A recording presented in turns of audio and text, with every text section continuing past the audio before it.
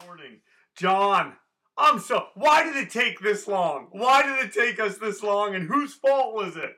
That's a good question. I think some of it's mine, and maybe a little bit of yours, but some of it's mine. A lot of it's mine.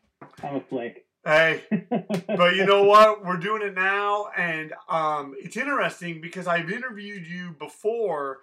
I haven't talked too much about this, but there was, before Orange County Hardcore Scenester, and this wasn't going to be Orange County Hardcore Scenester, myself, Brian Balchak, and Jason Hampton interviewed you at that place you were living off of PCH. Yeah, I was living in the shores in Newport Beach. I remember that. That was a long time ago. Wow. Yeah, I think Balchak still has that interview. I'm sure he'll post it on Come Join Friends at some point. So let's start off with the typical question. How did you get into this music? Wow. When I was probably 12, maybe 13 years old, my neighbor behind me, who was one of my best friends at the time and still is, Drew, you know him, Drew Charlson. He really was responsible for getting me into it. Where'd you guys live? Was this Tustin? No, we lived in Irvine. Okay. I had moved from Huntington Beach to Irvine when I was probably, 10 years old, and met Drew. Was one of the first kids I met when I moved in. And we used to sit in his room for hours on end. I trying to remember the first records he exposed me to. It was probably the standards, probably Sex Pistols, and there was some ska in there, and he had some old, like maybe some Minor Threat back in the day, stuff like that. And we would just sit hours on end listening to records in his music or in his room, and that's really kind of where it started. And I'm assuming that even back then, Drew Charlson, Just a Records guy, was as fastidious, and because I'm saying his collection isn't just like a bunch of records stored together in a thing, like know. Yeah, we were at that time. We were listening to like Rush, and I was into like Van Halen, David Lee Roth, of course. And some of that like 80s metal was kind of my gig. And his too. He really was into Rush a lot. We used to listen to that a lot, and it just sort of evolved at some point. I don't know who exposed him, but it went from everything from punk and to just old SST stuff to English stuff, like Clash and bands like that.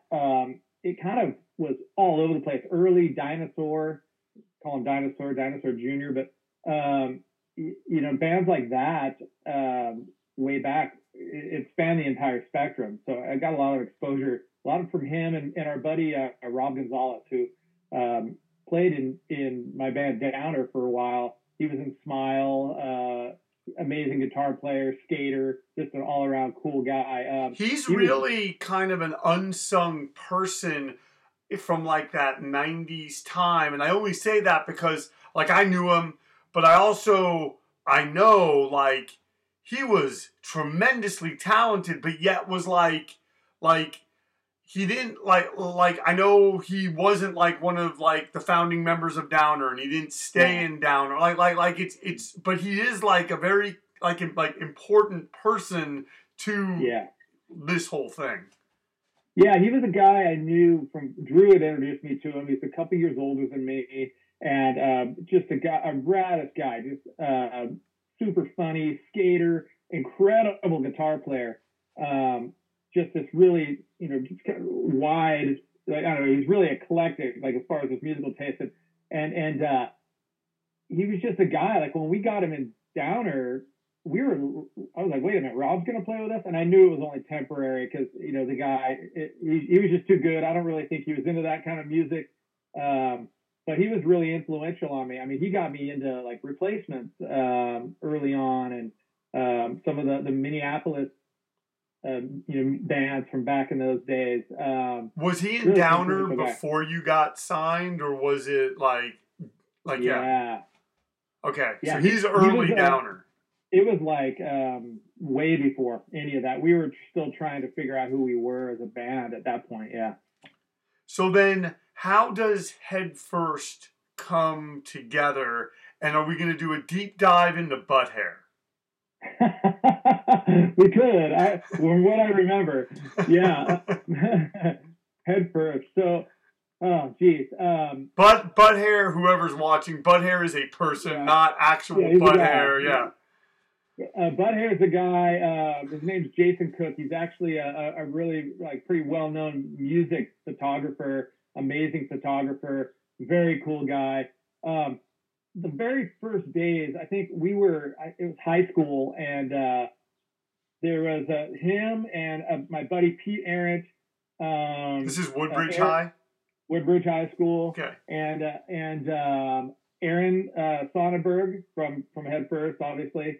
And my buddy Mark Causey. The four of them decided we're going to do this band. And I was super jealous about it, of course. And anyway, they're playing along, wherever they could. I think they played at a Christmas tree lot one time just to practice.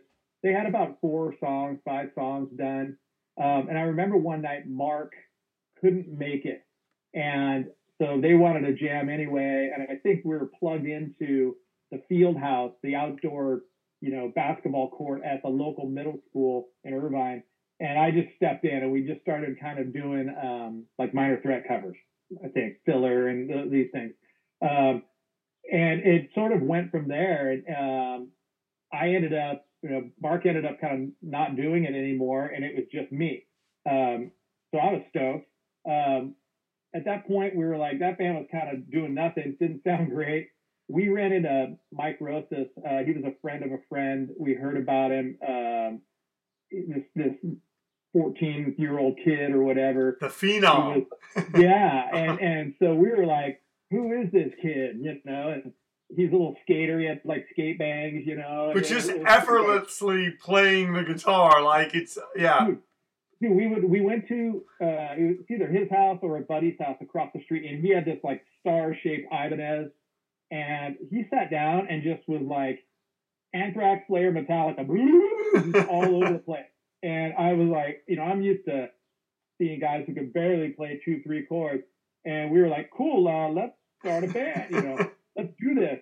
And so that was sort of the beginning of it. And we had a completely different lineup. I think myself, Aaron and Mike were sort of the 3 founding guys. We started jamming with a couple of different drummers, members kind of shifted, and we found Kevin, who was a fellow high school student, full metalhead, just sweaty, long shoulder length hair with this bright red Trans Am that everybody probably heard about. And he came in and he was playing guitar for us. Long story short, we get through a few practices, I think we recorded a demo, the first demo, and I may be mistaken, but drummer lead, we had no drummer. Kevin's like, I can kind of play, he jumps in playing on this Sears, catalog drum kit that sounded like plastic bags, and just started, as far as I'm concerned, killing. And that's when we really settled into this four-piece lineup. That was before the Tear demo, well before the 7-inch, obviously. So I think it was probably 88-ish where we settled into that lineup, maybe early 89.